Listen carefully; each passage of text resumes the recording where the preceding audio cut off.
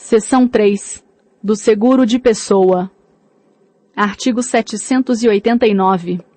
Nos seguros de pessoas, o capital segurado é livremente estipulado pelo proponente, que pode contratar mais de um seguro sobre o mesmo interesse, com o mesmo ou diversos seguradores. Artigo 790. No seguro sobre a vida de outros, o proponente é obrigado a declarar, sob pena de falsidade, o seu interesse pela preservação da vida do segurado. Parágrafo único.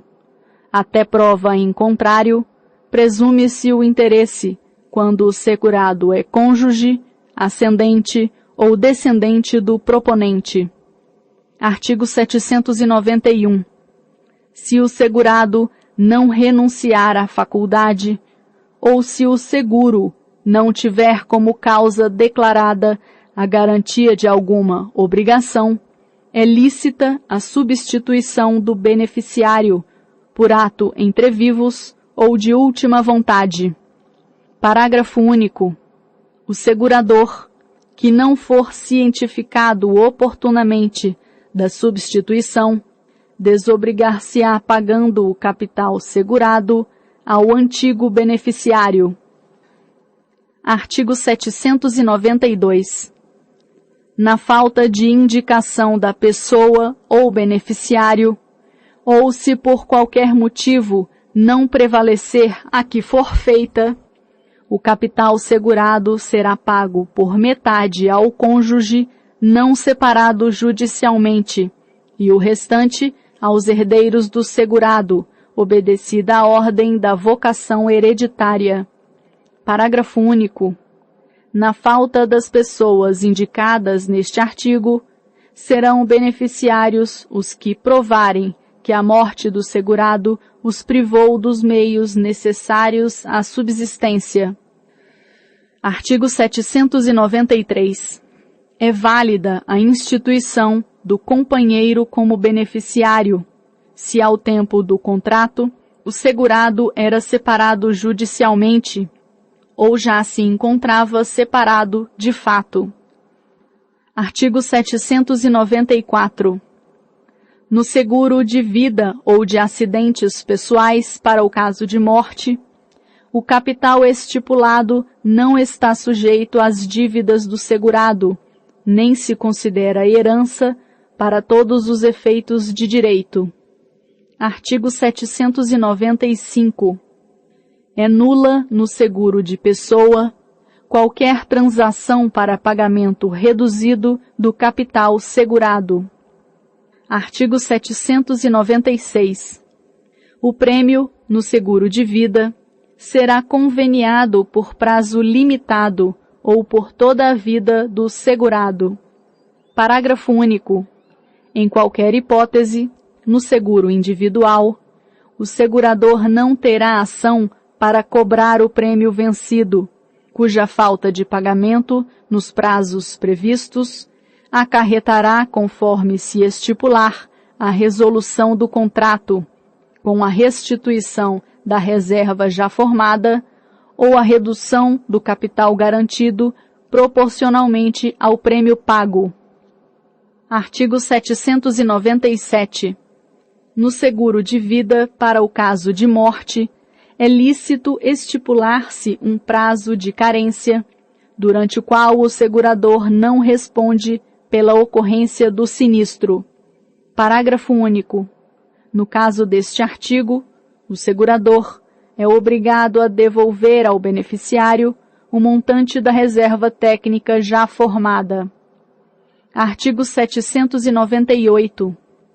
O beneficiário não tem direito ao capital estipulado quando o segurado se suicida nos primeiros 2 anos de vigência inicial do contrato ou da sua recondução depois de suspenso, observado o disposto no parágrafo único do artigo antecedente. Parágrafo único. Ressalvada a hipótese prevista neste artigo, é nula a cláusula contratual que exclui o pagamento do capital por suicídio do segurado. Artigo 799.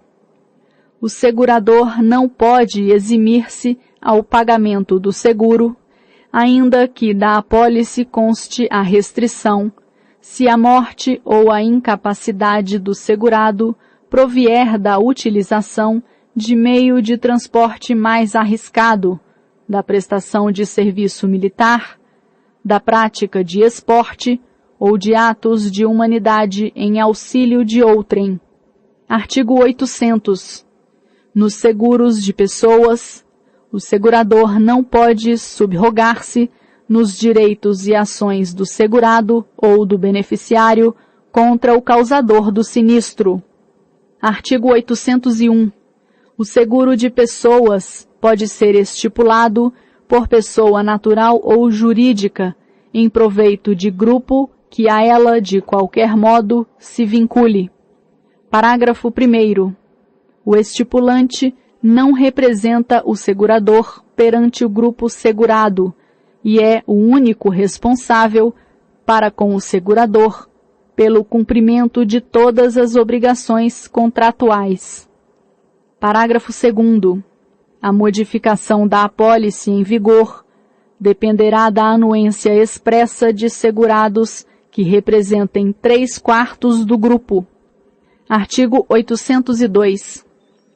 Não se compreende nas disposições desta seção a garantia do reembolso de despesas hospitalares ou de tratamento médico, nem o custeio das despesas de luto e de funeral do segurado. Capítulo 16 da Constituição de Renda. Artigo 803.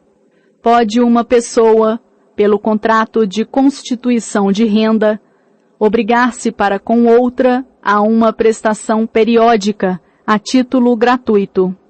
Artigo 804. O contrato pode ser também a título oneroso, entregando-se bens móveis ou imóveis à pessoa que se obriga a satisfazer as prestações a favor do credor ou de terceiros. Artigo 805. Sendo o contrato a título oneroso, pode o credor, ao contratar, exigir que o rendeiro lhe preste garantia real ou fidejussória. Artigo 806. O contrato de constituição de renda será feito a prazo certo ou por vida, podendo ultrapassar a vida do devedor, mas não a do credor, seja ele o contratante, seja terceiro. Artigo 807. O contrato de constituição de renda requer escritura pública. Artigo 808. É nula a constituição de renda em favor de pessoa já falecida, ou que nos 30 dias seguintes vier a falecer de moléstia que já sofria quando foi celebrado o contrato. Artigo 809. Os bens dados em compensação de renda caem, desde a tradição, no domínio da pessoa que por aquela se obrigou. Artigo 810. Se o rendeiro ou censuário deixar de cumprir a obrigação estipulada, poderá o credor da renda acioná-lo, tanto para que lhe pague as prestações atrasadas, como para que lhe dê garantias das futuras, sob pena de rescisão do contrato. Artigo 811. O credor adquire o direito à renda dia a dia, se a prestação não houver de ser paga adiantada no começo de cada um dos períodos prefixos. Artigo 812. Quando a renda for constituída em benefício de 2 ou mais pessoas, sem determinação da parte de cada uma, entende-se que os seus direitos são iguais, e, salvo estipulação diversa, não adquirirão os sobrevivos direito à parte dos que morrerem. Artigo 813. A renda constituída por título gratuito pode, por ato do instituidor, ficar isenta de todas as execuções pendentes e futuras. Parágrafo único. A isenção prevista neste artigo prevalece de pleno direito em favor dos montépios e pensões alimentícias. Capítulo 17. Do jogo e da aposta. Artigo 814. As dívidas de jogo ou de aposta não obrigam a pagamento, mas não se pode recobrar a quantia que voluntariamente se pagou, salvo se foi ganha por dolo, ou se o perdente é menor ou interdito. Parágrafo 1º. Estende-se esta disposição a qualquer contrato que encubra ou envolva reconhecimento, novação ou fiança de dívida de jogo, mas a nulidade resultante não pode ser oposta ao terceiro de boa-fé. Parágrafo 2º. O preceito contido neste artigo tem aplicação, ainda que se trate de jogo não proibido, só se excetuando os jogos e apostas legalmente permitidos. Parágrafo 3º. Excetuam-se, igualmente, os prêmios oferecidos ou prometidos para o vencedor em competição de natureza esportiva, intelectual ou artística, desde que os interessados se submetam às prescrições legais e regulamentares. Artigo 815. Não se pode exigir reembolso do que se emprestou para jogo ou aposta, no ato de apostar ou jogar. Artigo 816. As disposições dos artigos 814 e 815 não se aplicam aos contratos sobre títulos de bolsa, mercadorias ou valores, em que se estipulem a liquidação exclusivamente pela diferença entre o preço ajustado e a cotação que eles tiverem no vencimento do ajuste. Artigo 817. O sorteio para dirimir questões ou dividir coisas comuns considera-se sistema de partilha ou processo de transação, conforme o caso. Capítulo 18. Da fiança. Seção 1. Disposições gerais. Artigo 818. Pelo contrato de fiança, uma pessoa garante satisfazer ao credor uma obrigação assumida pelo devedor, caso este não a cumpra. Artigo 819. A fiança dar-se-á por escrito e não admite interpretação extensiva. Artigo 819-A. Vetado. Artigo 820. Pode-se estipular a fiança, ainda que sem consentimento do devedor ou contra sua vontade. Artigo 821.